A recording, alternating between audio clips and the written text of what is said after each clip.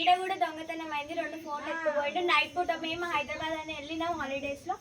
అయితే లోపలికి వచ్చి 2 ఫోన్లు ఎత్తుకుపోయిండు. అన్ని సామాన్ తీసిపోయిండు. కొండి ఇది ఆయన తిరగొట్టిండు. 2 months కింద ఇరగొట్టిండు. పోలీసు వాళ్ళది రెస్పాన్స్ లేదు, ఏం లేదు. అసలు వచ్చిర్రు, చూసిర్రు, వెళ్ళిపోయారు. మరి మా పరిస్థితి ఏంటో కూడా పట్టించుకోలేరు వాళ్ళు. నైట్ పూట వస్తారు, చూస్తారు, పోతారు. అసలు రెస్పాన్స్ లేదు పోలీసు వాళ్ళు. అందుకని రూమ్ కానీ ఖాళీ చేసినాం. మేము అట్టుంటున్నాం. ఇప్పుడు ఏం చేయాలో అర్థం కాదు. ఈ గల్లీలో ఆడైతుంది. ఇంకా లైన్ గా తీసుకుంటేనే ఉంటాడు. అసలు ఒక్క రోజు ఇల్లు ఇడిచి ఉండాలంటే అసలు ఉంటారా? రాదు. అసలు ఇంట్లో ఎవరైనా ఒకరు ఉంటే కూడా ఉండాలంటే కూడా భయం అవుతుంది. గ్యాస్ సిలిండర్ గ్యాస్ సిలిండర్ అని ఏది కానీ వాడు ఇవ్వడు. ఇంప సామాన్ నిలవాడు. పెద్ద దొంగ ఉన్నాడు సార్ ఆయన. ఈ బస్ నంబర్ ఉన్నాడు ఆయన.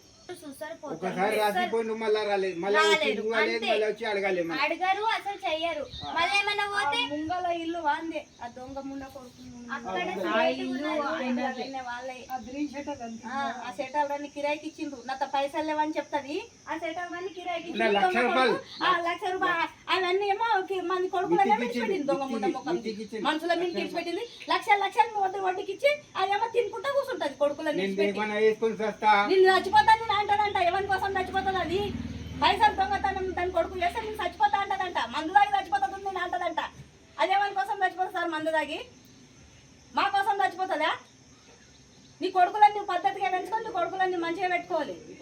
నాకు ఒక్క రూపాయి లేదు. నేను చచ్చిపోతాను.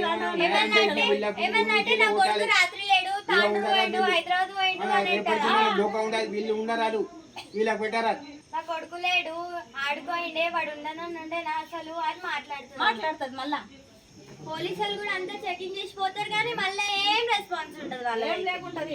వచ్చిరు, చూసిరు, పోయిరు. అంతే. వాళ్ళు తెలిసింది అంతే. వాళ్ళు చేసే డ్యూటీ అంతా. వస్తారు, చూస్తారు, పోతారు. తెల్లారెడ్లో